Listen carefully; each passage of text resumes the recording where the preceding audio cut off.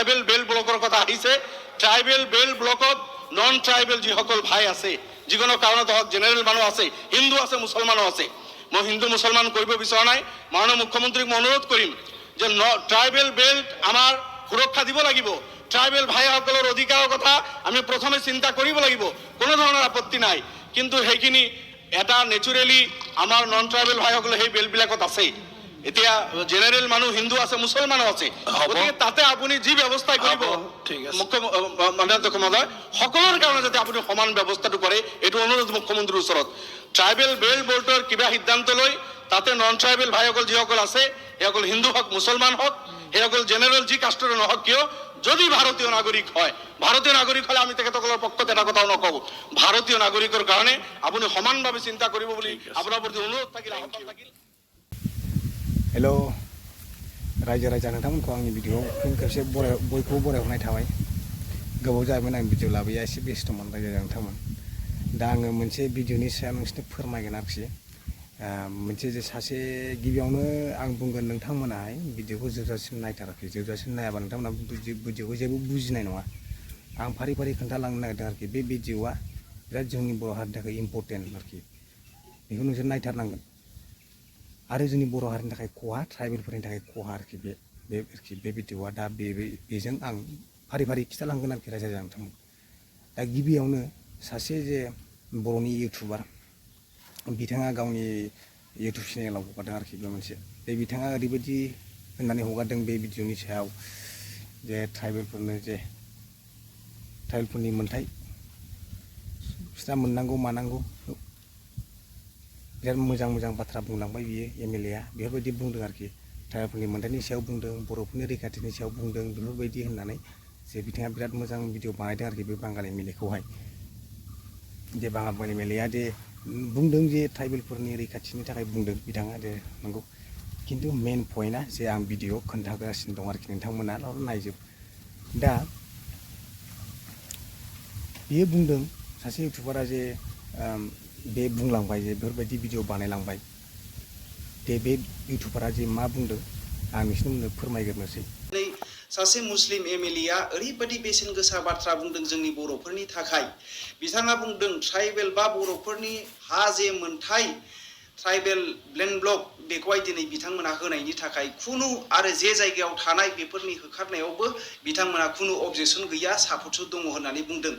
आरो बेवहाय गासैबो जाथि आरो जनगोष्ठीफोरखौ समान नोजोरजों जेबायदि आयेना बयनि थाखाय समान जानांगौ होननानै बिथाङा बेबायदि बेसेन गोसा बिबुंथि लाखिदों। नाथाय जोंनि माखासे एमएलएफोर बिसिबा बुरजा दिनै देरहानानै थांनाय दङ,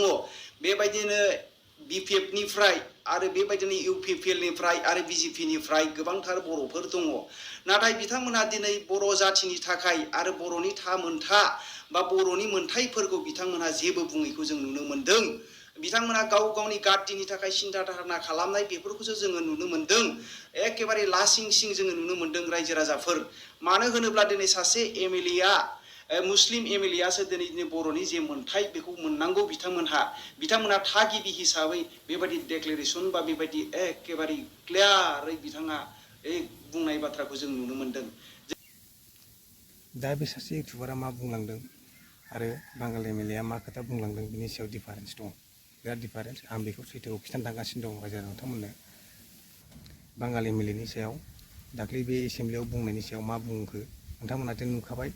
मिथिखाबाय। दा आङो मेन पइन्टआव खोन्थागोन जाथाया माबायदि टाइपजों बे जेनेबा जोंनि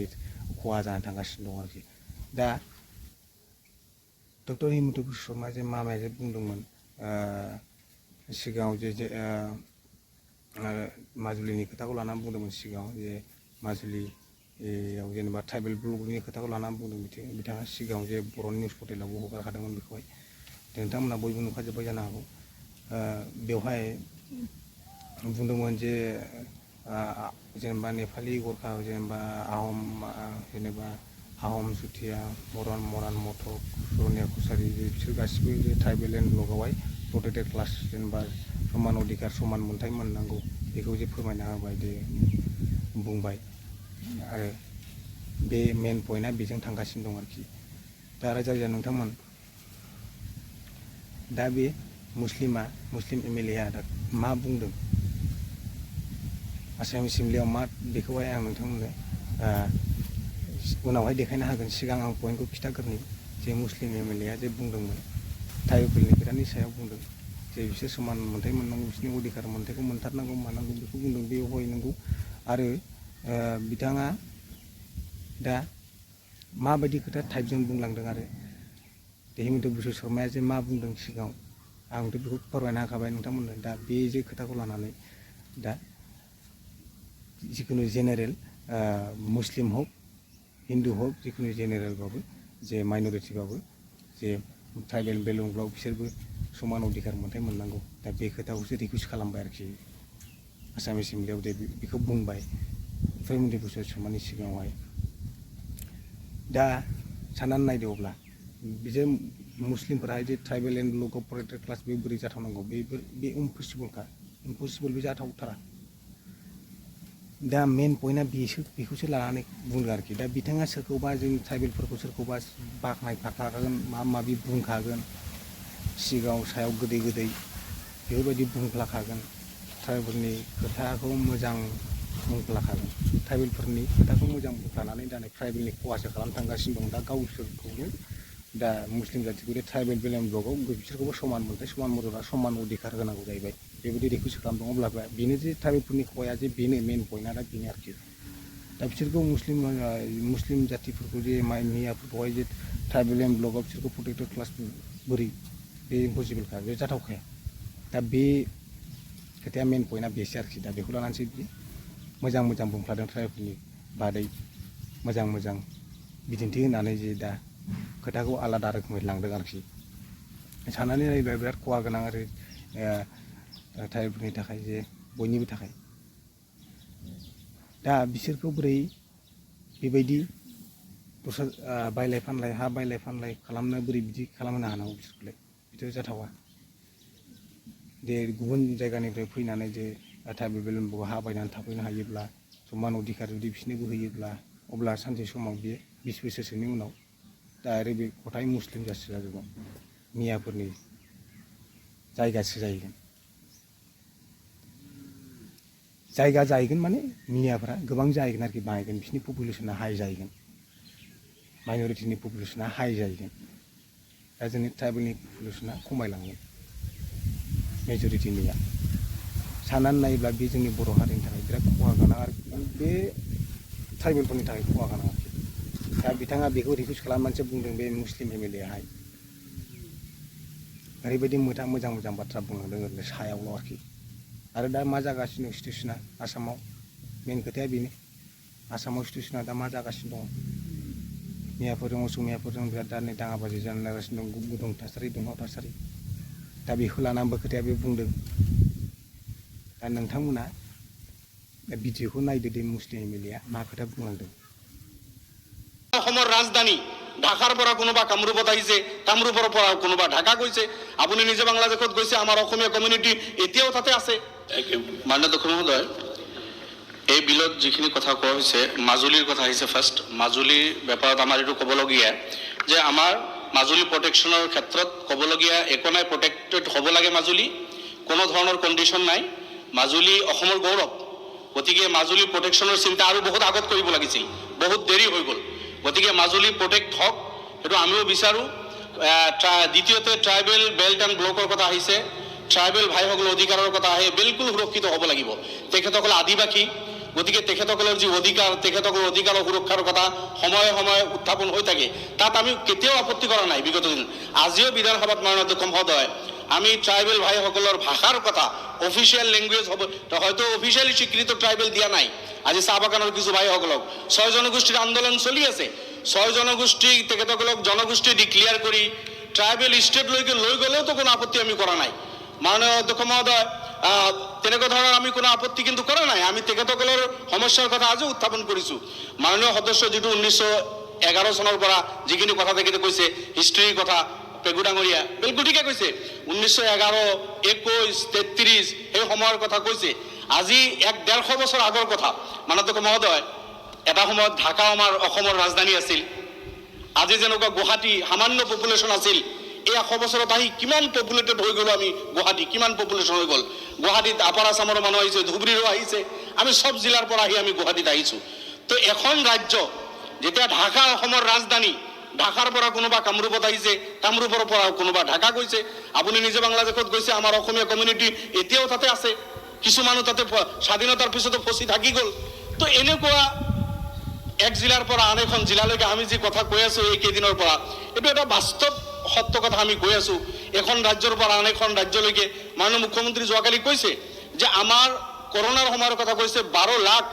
ল'ৰা ছোৱালী হয়তো সেই সময়ত বাহিৰত আছিল যিসকলক কিবা অনুদানৰ কথা তেখেতে ঘোষণা কৰিছিল বাহিৰৰ পৰা এপ্লাই কৰিছিল আজি হয়তো কিজানি 24 লাখ আছে অসমীয়া জনতা অসমৰ বাহিৰত বেলেগ ৰাজ্যত কৰ্মসূত্ৰ আছে কোনোবা ঘৰ বনাইছে এটোতো নিজৰ ৰাষ্ট্ৰৰ ভিতৰত নিজৰ ৰাজ্যৰ ভিতৰত এখন জিলাৰ পৰা আন এখন জিলালৈকে যোৱা এটো আজি নহয় মাননীয় অধ্যক্ষ মহোদয় এটো হিউম্যান নেচাৰ ওয়ার্ল্ডৰ গোটেই কান্ট্রিত আমাৰ ৰাষ্ট্ৰতো আমাৰ জিলাতো হৈছে কিন্তু আমি তেতে আপত্তি কৰো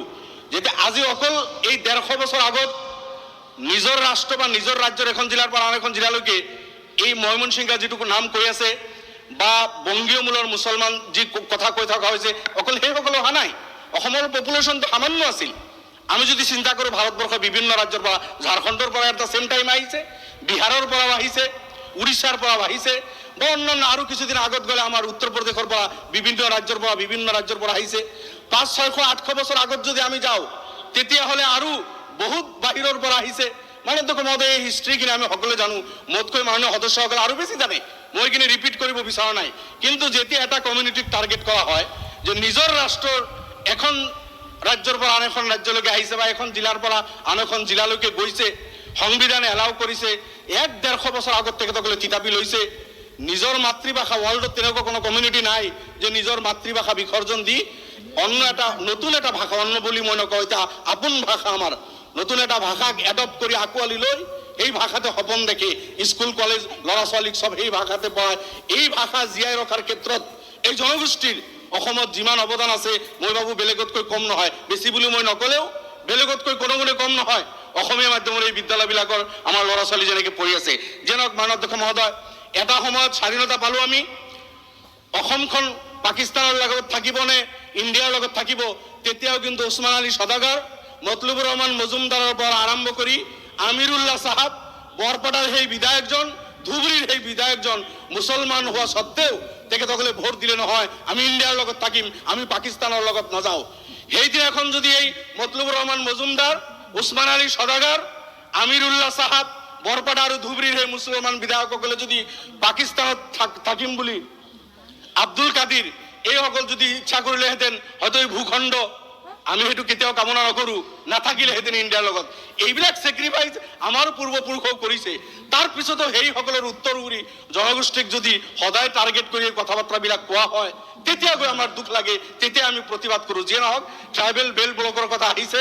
ট্ৰাইবেল বেল্ট ব্লকত নন ট্ৰাইবেল যিসকল ভাই আছে যিকোনো কাৰণত হওক জেনেৰেল মানুহ আছে হিন্দু আছে মুছলমানো আছে মই হিন্দু মুছলমান কৰিব বিচৰা নাই মাননীয় মুখ্যমন্ত্ৰীক মই অনুৰোধ কৰিম যে ট্ৰাইবেল বেল্ট আমাৰ সুৰক্ষা দিব লাগিব ট্ৰাইবেল ভাইসকলৰ অধিকাৰৰ কথা আমি প্ৰথমে চিন্তা কৰিব লাগিব কোনো ধৰণৰ আপত্তি নাই কিন্তু সেইখিনি এটা নেচাৰেলি আমাৰ নন ট্ৰাইবেল ভাইসকলে সেই বেল্টবিলাকত আছে এতিয়া জেনেৰেল মানুহ হিন্দু আছে মুছলমানো আছে গতিকে তাতে আপুনি যি ব্যৱস্থা কৰিব মাননীয় অধ্যক্ষ মহোদয় সকলৰ কাৰণে যাতে আপুনি সমান ব্যৱস্থাটো কৰে এইটো অনুৰোধ মুখ্যমন্ত্ৰীৰ ওচৰত ট্ৰাইবেল বেল্ট বোৰ্ডৰ কিবা সিদ্ধান্ত লৈ তাতে নন ট্ৰাইবেল ভাইসকল যিসকল আছে সেইসকল হিন্দু হওক মুছলমান হওক সেইসকল জেনেৰেল যি কাষ্টৰে নহওক কিয় যদি ভাৰতীয় নাগৰিক হয় ভাৰতীয় নাগৰিক হলে আমি তেখেতসকলৰ পক্ষত এটা কথাও নকওঁ ভাৰতীয় নাগৰিকৰ কাৰণে আপুনি সমানভাৱে চিন্তা কৰিব বুলি আপোনাৰ প্ৰতি অনুৰোধ থাকিল আহ্বান থাকিল दा नुबायना रायजोफोर मा बुंलांदों बे मुस्लिम एमएलए नोंथांमोना जे खोनाखाबाय समान मर्यादा समान अधिकारनि रिकुवेस्ट खालामनायखौ ट्राइबेलफोरनि थाखाय मोजां मोजां खोथा बुंफ्लानाय दा नोंथांमोना रायजो राजा नोंथांमोनानो बुंदो फोरमायदो सोरनिया सैथो दा बे बिथांनि सासे इउटुबारा मा रोखोमै भिडिअ बानायदों आं बेखौ जेबो बुंनो साना आरोखि दा मेन पइन्ट मेन सैथो भिडिअनि सैथोथाया बेसो आरोखि दा आं फोरमायना होनाया रायजो राजा नोंथांमोन